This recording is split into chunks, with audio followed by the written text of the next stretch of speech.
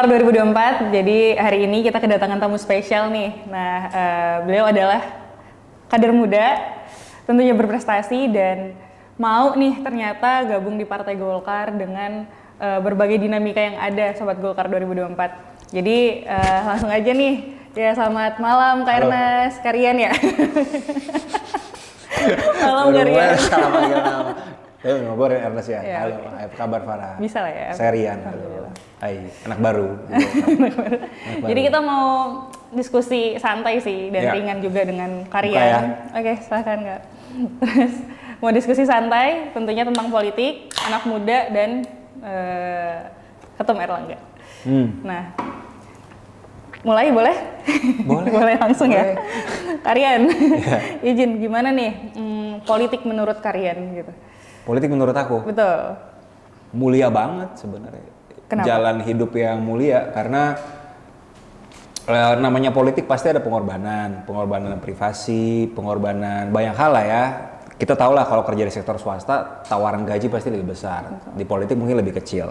Tapi sebaliknya kita bisa ngasih manfaat luar biasa ke masyarakat yang secara luas gitu ya. Tergantung levelnya kita. Level Pak RT, kepala desa pun bikin dampak yang luar biasa. Nanti jadi menteri atau jadi ketua umum partai kayak Ketum Erlangga gitu atau jadi presiden juga dampaknya makin besar. Itu jalan mulia sih menurut aku politik. Berarti politik mulia. Mulia, jalan mulia. Nah, kalau politik mulia berarti bisa nih diceritakan pengalamannya. Bagaimana nih pengalamannya ketika bergabung di Partai Golkar, menjadi kader muda dan sekarang sebagai Ketua Biro Pemuda kan? Iya, saya ditugaskan oleh Bang Zaki, Ketua Golkar DKI untuk menjadi Ketua Biro Pemuda di DKI Jakarta. Berarti kisahnya di Partai Golkar udah dari Januari kalau nggak salah? Dari Januari, iya. Januari. Sekarang bulan Juli ya? Juli, Ya, gimana Kak? Ya, pertama sih aku sih jujur seneng banget diterima di Partai Golkar. Rasa senang itu sampai hari ini masih belum hilang ya, karena Tunggu, sorry. Iya. Kenapa Partai Golkar? Itu dulu baru kita bisa membahas pengalamannya di Partai Golkar ini. Iya, jadi jujur salah satu keputusan aku masuk Partai Golkar sebenarnya juga tanda kutip itu terinspirasi BTP juga, BTP Ahok. Kan dulu saya sama beliau 2 tahun satu kantor. Saya banyak belajar dengan beliau. Kalau saya nggak salah, Partai Golkar itu partai keduanya beliau. Beliau itu pernah berpartai, partai pertama namanya PIB, tapi yang saya tangkap ada statement Pak Ahok, kalau berpolitik, berpartai, kalau mau partai yang yang serius, kalian aja deh. Kalau istilah Ahok tuh kapal induk gitu. Kapal induk. Istilah beliau yang saya tangkap, Golkar aja deh. Dan omongan beliau entah mengapa tuh lumayan nyantol di saya. Saya nggak tahu kenapa. Sehingga pada saat saya di partai terdahulu, kan di hidup itu kan selalu punya ada plan A, plan B, plan C. Wajar dong, semua orang pasti yang nonton juga pasti kan hidup pasti ada plan A, plan B, plan C. Memang plan B saya emang dalam partai kalau kurang gimana dengan yang terdahulu, memang saya dari dulu tuh ngincernya Golkar. Sejujurnya. Tapi saya jiper. Kenapa tuh? Rendah diri dan jiper karena Golkar partai yang besar banget dan besar, lama, jenjang karir itu dari bawah, antriannya panjang dan segala macam. Saya tuh nggak yakin apa mau partai ini nerima saya gitu.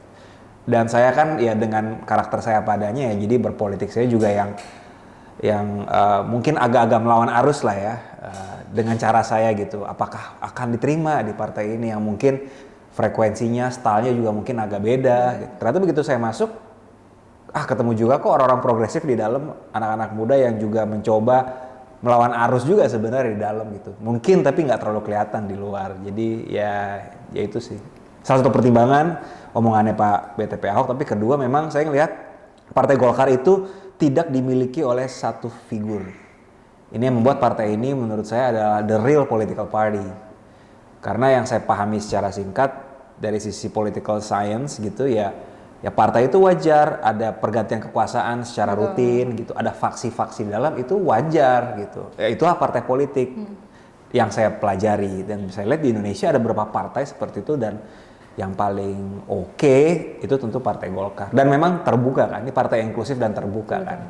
Menurut saya ya udahlah ini tempat yang pas bagi Rian untuk di jenjang politik ke depannya, untuk membawa politik mulia lah ya, melalui wadah yang juga udah keren lah menurut saya. Bener sih, ternyata nggak sekaku itu ya Kak. Enggak. Memang ya, jadi artinya memang jujur mungkin ini jadi semacam refleksi buat kita di Golkar juga. Memang optiksnya Golkar itu memang kelihatannya apa, tanda kutip tua atau kaku. Optiks di masyarakat ya. Begitu saya real di dalam sih ya oke, nggak ada kelihatan kayak wah kayaknya kok old school banget. Enggak, yang muda-muda keren-keren kok. Saya ikut Golkar Institute misalnya. Salah satu program yang juga digagas oleh Ketum Erlangga.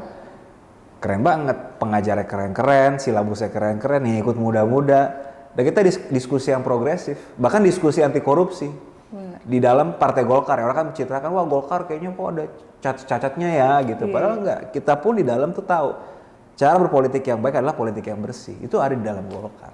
Gitu. Cuman jarang kesorot aja mungkin anak muda di Partai Golkar ini. Yang kesorot mungkin yang was-was yang ada lah. Karena jujur partai politik kan besar banget dan ya partai politik dengan segala catatan di Indonesia ya bukan tempat yang sempurna kalau mencari orang suci ya nggak. Mungkin ada 1-2 slip yang itu disorot terus, jadi ya itulah institusi, pasti ada plus minusnya. Berarti selain apa partai yang terbuka, inklusif, Golkar juga nggak bertumpu pada satu tokoh.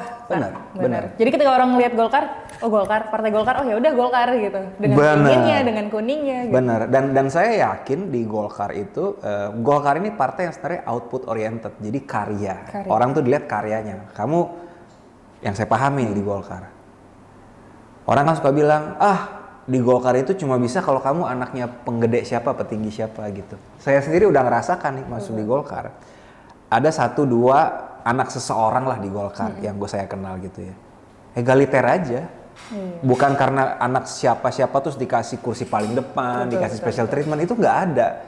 Orang tuh lebih ngelihat bukan kamu anak siapa, jabatan apa yang kamu pegang sekarang gitu. Atau peran apa yang sudah kamu lakukan buat partai. Itu yang lebih jadi tolak ukur. Sependek pengamatan saya dalam sekian bulan di Golkar, itu yang orang nggak terlalu tahu kan. Nah, sehingga balik ke sana, saya yakin siapapun, mau Rian, mau Farah atau teman-teman di sini masuk di Partai Golkar, bergabung dan mencoba menunjukkan kinerja, output, kompetensi yang baik, itu selalu ada jalan buat terus naik gitu menurut saya. Tanpa harus tanda kutip loyal hanya dengan satu sosok, satu orang saja gitu terus-menerus. Rian sih mungkin hari ini dan mungkin besok-besok kayaknya nggak cocok untuk hanya harus loyalis ke satu orang saja gitu tertentu. Bukan saya sih itu. Berarti kalau mampu maju gitu ya kalau di Golkar, tergantung bagaimana kualitas dan kapasitas juga ternyata teman-teman. Jadi seperti yang Karian bilang, jangan salah paham, Golkar itu nggak melulu tentang dari keluarga siapa, anak siapa, ternyata bisa bergabung di Golkar, enggak. Gitu. Betul. Nah kemudian Kak, nggak ngopi kamu? Ya ntar. Tapi enak sih Kak, kita coba ya. Disponsori oleh lagi. Sponsor diskusi kopi. Iya, itu dia mereknya. Mereknya. Kita coba ya, aku juga deh. Biar barengan sama Karian ngopi. Nanti nggak bisa tidur loh. Nggak apa-apa. Ntar captionnya ngopi bareng Karian ya. Bismillah. Untung kalau aku ngopi tuh aku nggak masalah. Ada yang kayak istriku kalau ngopi sore malam pasti nggak bisa tidur. Kamu yang gimana? Kamu yang gitu nggak juga? Termasuk sih sebenarnya. Tapi nggak apa-apa, ini dipaksa. Pengorbanan buat konten namanya. Kapan lagi ngopi sama Karian? Mantap. Terus Kak, tadi kita udah bahas bagaimana politik, kemudian kita udah bahas bagaimana Partai Golkar, Karian melihat Partai Golkar. Nah sekarang kita bahas yang agak sedikit berat. Oh ini berat? Berat dikit nih. Tentang pemilu 2024. Oke. Nah, pemilu 2024 kan kita tahu juga udah makin dekat Kak. Terus sebagai sosok anak muda, tokoh muda, gimana nih Karian melihat situasi politik saat ini gitu, terutama di Partai Golkarnya? Seru sih, Partai Golkar kan resminya di partai kami ini kan hari ini kan sesuai Munas, keputusannya adalah calon presiden dari Partai Golkar adalah Ketum Erlangga kan. Betul. Dan publik ngelihatnya, wah calonnya ada banyak nih gitu, ada 1, 2, 3 termasuk Pak Erlangga gitu. Saya sih ngelihat yang saya rasakan kalau saya sedang belusukan setiap hari. Jadi sekarang saya belusukan tiap hari nih. Kebetulan saya di DPRD DKI Dapil 5, Duren Sawit, Keramat Jati, Jatinegara. Kadang-kadang masyarakat 3 daerah itu ya. Sekalian ya. Sekalian lewat promo. Jadi memang masyarakat di akar rumput atau di perkampungan atau pemukiman padat yang saya datangi memang juga bertanya-tanya, nanti Golkar siapa nih capresnya gitu. Iya. Jadi saya jelaskan memang per hari ini jelas partai kami mencalonkan ketua umum kami Pak Erlangga Hartarto yang adalah Menko Perekonomian. Baru warga kayak oh gitu ya, iya Bu. Jadi semua hal masih bisa berjalan, kita nggak tahu nanti seperti apa. Tapi per hari ini clear partai kami seperti inilah. Solid ya, solid mendukung Pak Erlangga. Solid. Ngomong-ngomong solid mendukung Pak Erlangga nih, kira-kira menurut kalian ini Pak Erlangga itu sosok yang seperti apa sih? Saya buat anak muda. Iya betul. Yang serunya sebenarnya gini, Pak Erlangga ini apa ya? Ilmunya, substansi pemikirannya luar biasa dan humble banget. Iya. Saking humble-nya bos kita ini ketua umum, banyak kadang-kadang anak muda atau warga yang belum terlalu tahu. Betul. Achievementnya apa aja sih? Iya. Karena ketum kami itu bukan tipe orang yang mungkin senang apa ya, tanda kutip pamer kesuksesan gitu ya. Orang beda-beda lah ya, nggak ada yang benar, nggak ada yang salah. Tapi kalau misalnya saya lagi belusukan misalnya, bener sih kadang-kadang kalau saya bilang iya capres partai kami Pak Erlangga. Pak Erlangga. Terus saya ceritain, ibu bapak tahu nggak selama COVID kemarin ketum kami Pak Erlangga itu yang memimpin pemulihan ekonomi nasional PEN. Ibu bapak tahu nggak sih ketum kami itu dulu yang menjalankan kartu prakerja gitu, membantu rekan-rekan muda yang dulu dikasih pelatihan dan dikasih kesempatan peluang kerja gitu kan. Gitu ya. Jadi warga tuh juga pas dengar gitu kayak wah tahu programnya tapi nggak siapa yang menggagas. Betul. Ya. Mereka melihat program itu ada dan sukses dan cukup membantu, tapi terkadang terlupakan siapa sih yang driver di belakangnya. Begitu kami bilang itu adalah ketum kami, baru gue apresiasi, wah ya emang Golkar dari dulu soal ekonomi top sih gitu kata gitu. Ya mudah-mudahan sih makin kesini warga makin tahu aja sih, dan kita di Golkar juga makin solid untuk mensosialisasikan pencapaian ketum Erlangga Hartarto. Mudah-mudahan. Terus katanya juga ketum Erlangga suka olahraga Kak, bener nggak? Benar. Berkaitan dengan anak muda banget. Saya sih kalau ketemu beliau takut terlalu deket. Kenapa tuh? Kalau refleks mungkin wushu saya dibanting di tenang-tenang gitu. Karena memang ketum kami kan ketua PB Wushu Indonesia ya, jadi suka wushu gitu. Bahkan dia ada kayak ini bercanda-bercandaan kemarin saya lihat di sebuah artikel mana gitu. Ketum Erlangga bikin lawakan soal wushu atau kungfu, tau gak sih? Kungfu, iya. Iya, saya lupa deh. Tadi dikata aja gue lupa. Dia kayak beliau bilang kungfu atau apa gitu lucu. That's Kungkung apa yang Jos bapak-bapak. Iya, benar. Ntar dikata, aku juga lupa dia ngomongnya gimana. Iya. Ya. Oke. Terus Kak, berarti kalau tadi kan gimana sosok Pak Erlangga nih? Ya. Program yang paling ngena apakah PEN atau KUR atau prakerja yang paling ngena ke anak muda nih? Menurut aku sih kartu prakerja ya. Prakerja. Menurut aku kartu prakerja karena lumayan menolong banget lah.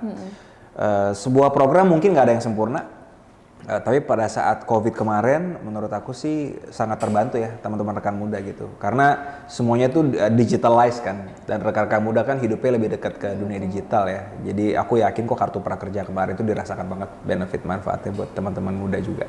Mudah-mudahan makin kesini bisa ada peningkatan atau perluasan manfaat dari kartu prakerja, mudah-mudahan. Kita lihat aja. Semoga.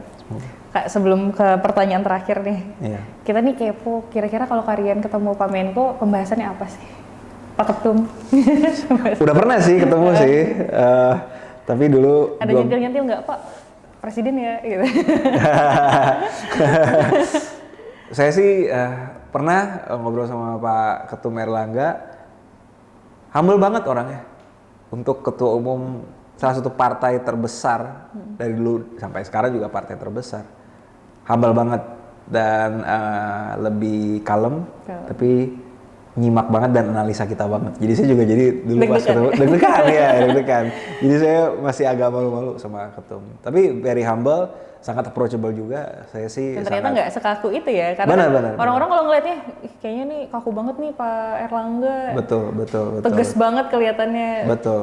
Ya, ternyata humble dan suka bercanda katanya. Suka bercanda, betul. Yeah. Dan menurut saya satu hal yang buat saya juga sangat interested dengan Golkar. Golkar nih gudangnya segala macam unsur lah ya, unsur pengusaha, aktivis, teknokrat gitu ya.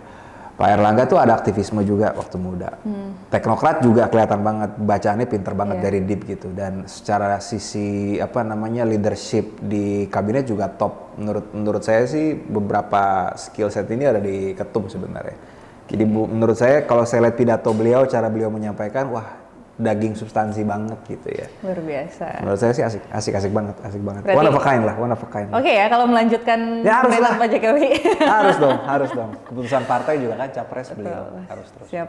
Berarti kita masuk ke sesi terakhir. Sebenarnya Oke. aku nggak mau cepet sih, nggak mau cepet berakhir ini pertanyaan. Masih aman kan durasi apa kan? Saran buat anak muda nih, terutama pemilih muda, gimana? Menurut saya pemegang saham pemilu besok itu kan kebanyakan anak muda ya, generasi muda. Menurut saya dan nggak di setiap pemilu loh pemegang saham terbesar tuh anak muda sebenarnya. Ini kesempatan juga.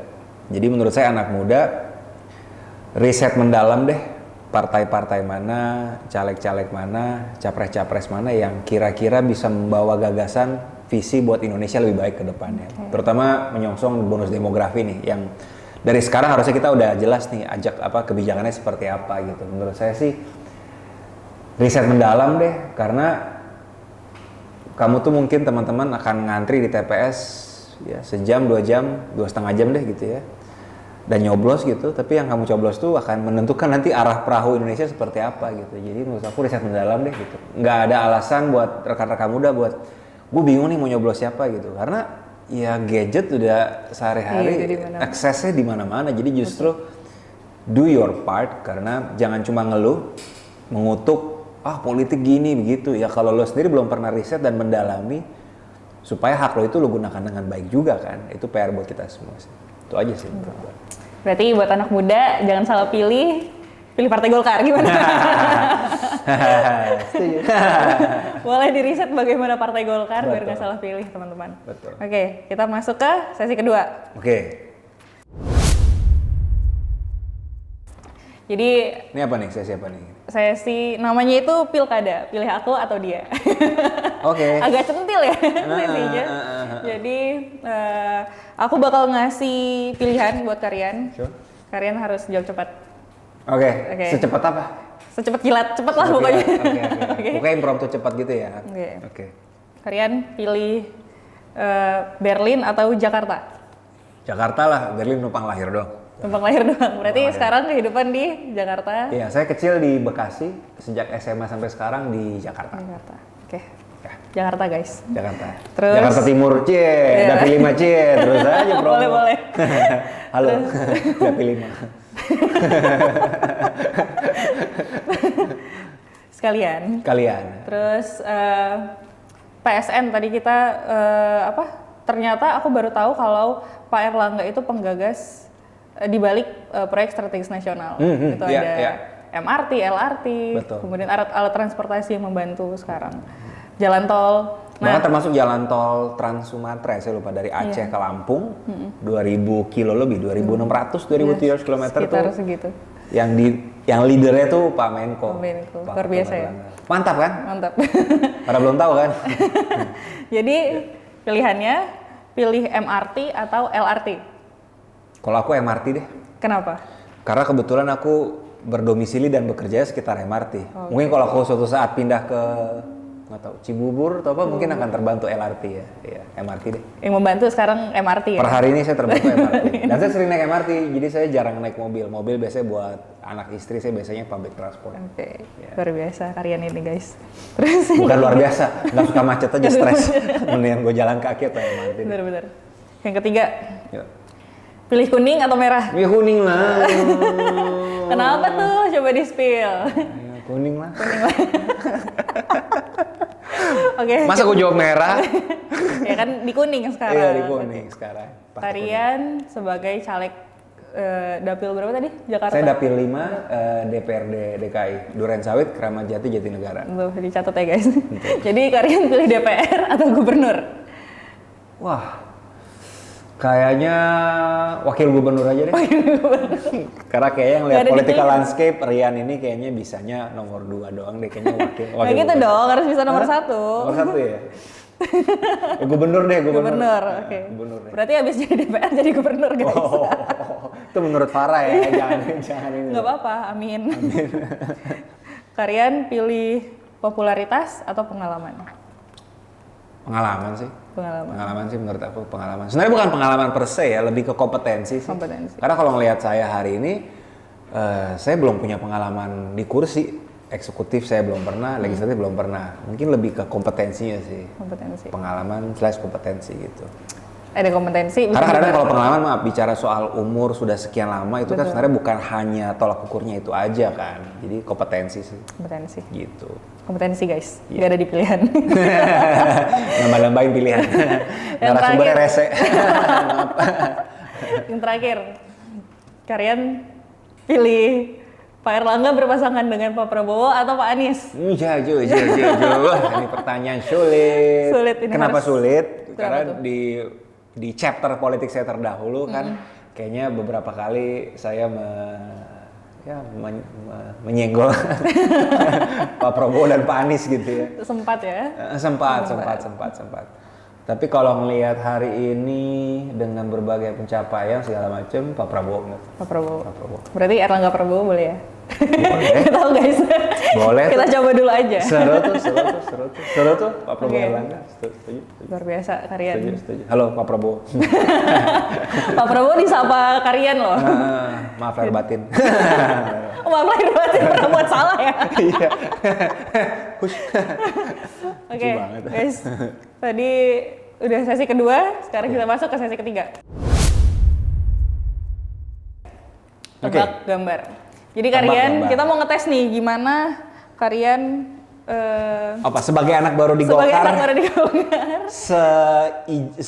Seamatir apa tentang Golkar ya? Ini. Kita pengen tahu nggak sih kader-kader Partai Golkar, baik yang muda, yang udah banyak pengalamannya juga, yang lebih tua, gitu. Kita coba. Kita coba. Kalau nilainya jelek nggak apa-apa kan? Nggak apa-apa. Nggak di DO dari Golkar nggak kan? Ya tergantung ketua ini. Apakah ada evaluasi setelah ini? Ini ternyata Karian nggak banyak nih yang tahu gitu. Oke, kita coba ya, guys. Ini pertama nih. Oke, tebak Kak, siapa? Waduh. Belum tahu. Ada ini nggak? Nanti dibuka lagi ya, mozaik ya atau iya, enggak? Langsung. Cuma satu aja? Satu aja. Ketua Dewan Pembina ya? Pak Ginanjar Kartasasmita bukan? Tahu. Berapa kali nyoba? Berapa kali nebak? 3 deh, 3. 3 ya? Pernah sebagai ketua umum? Pernah sebagai ketua umum? Iya. Clue deh. Clue. Pernah sebagai ketua umum? Iya. Astaga. Clue lain. Kalau friend bisa nggak? Apa? Kalau friend bisa nggak? Kalau friend? Kalau friend. Boleh. Siapa yang mau dipanggil? Halo ketum. Nanya ketum langsung. Apa nih clue lain? Wah, punya kacamata memang. Punya ini. Ada nama satu daerah di Jakarta Selatan, kepunyaan beliau atau kepunyaan keluarga beliau. Kampus di Jakarta Selatan. Kampus di Jakarta Selatan. Plaza Festival. Masa ini Pak Abu Rizal Bakri? Betul. Gak mirip sumpah. Mirip coba. Apa sih itu gak mirip? Next. Nah. Oh iya.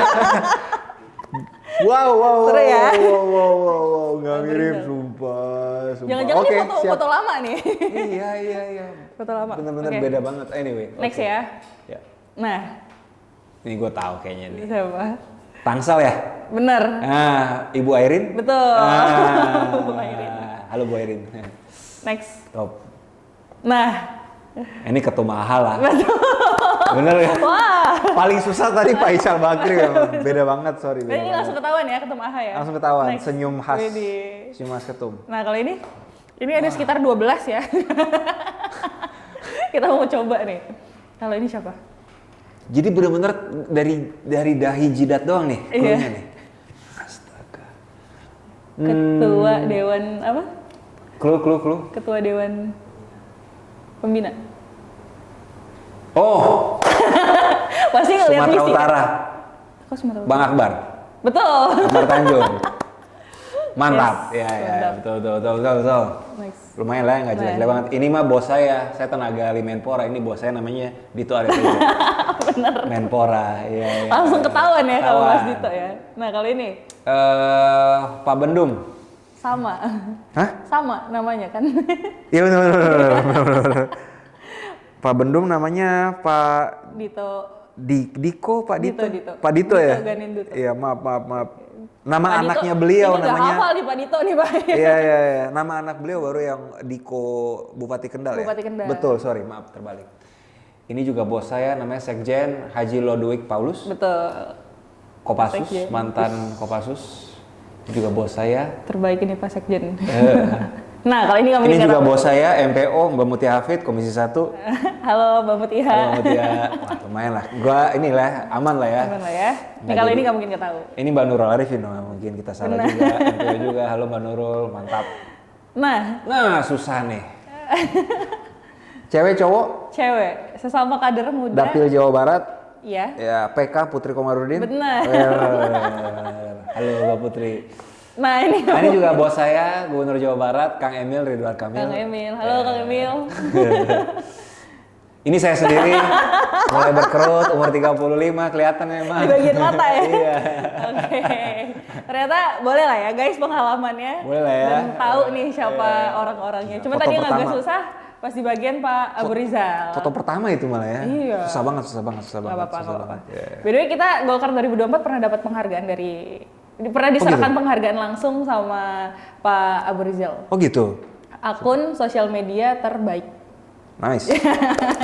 Nggak apa-apa endorse ya. Nggak Itu apa-apa ya. waktu itu Ria sedikit. Ria Ria sedikit. sedikit. Waktu itu acara apa? Kabar Golkar Awards, Golkar Media Awards. Cool. Ya, Mantap. boleh lah ya. Pialanya ada di mana sekarang? Ada. Ada ya? Yes. Oh, iya. Udah disiapin dong. Mana piala di belakang tuh? Beneran masih ada? Ada. Disimpan? Di tote bag ada nggak? Wih. Pamer dikit nggak apa-apa lah ya. Iya dong. Nah, itu dia. Wih. Oh ini yang award kemarin? Iya yang buat kemarin. Oh, tahun berapa nih? 2023 dong, terbaru. Mantap. Boleh lah ya. Boleh lah. Terus guys, aku taruh sini deh. Ini sampai akhir nih, ketahuan dong kita. Nah, kelihatan kan? Iya. Ya, itu dia. Terus kalian kita makasih banyak nih udah mau hadir, menyempatkan waktunya datang. Kehormatan. Kita happy, kita kedatangan. Lumayan lah ya. Kalian happy. Aman kan kontennya? Aman kan? Terus makasih banyak. Ya. Semoga usahanya dan upayanya untuk berbagi dan menyenangkan masyarakat tercapai di tahun 2024. Kami ikhtiar kami Iya. bersama tim. Terima kasih. Amin. Doakan. Terus makasih banyak. Makasih, Pokoknya Farah. tetap solid tuh ketemu Erlangga ya. Oh iya dong, harus dong. Saya loyal soldier, loyal pimpinan pasti. Kalian, Ya. thank you so much. Ya. Terus sekarang kita punya hadiah nih buat kalian. Apa cu?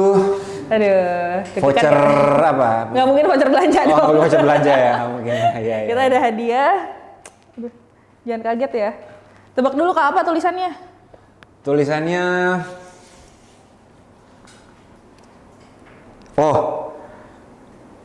enggak sih, tadi semua akan kuning pada akhirnya enggak sih kayaknya. Semua akan kuning pada waktunya. Pada waktunya ya. Nah, kita punya Bukan ya? kaos. Kita ada Bismillah Erlangga Presiden 2024. Foto. Boleh lah ya? Boleh lah. ya? Boleh lah. Thank you ya. Iya, Wah, thank you Farah. keren ya. Thank you teman-teman Golkar 2024. Thank you. Kelihatan nggak? Kelihatan? Di belakang ada Oh, logo belakang. Golkarnya tuh, katanya Oh. Golkar 2024. Jos. Ntar 2029 ganti lagi ya. Siap. Thank you. Lumayan nih. Kita pakai ke mall ya. Buat blusukan buat ke mall. Pakai ke mall ya.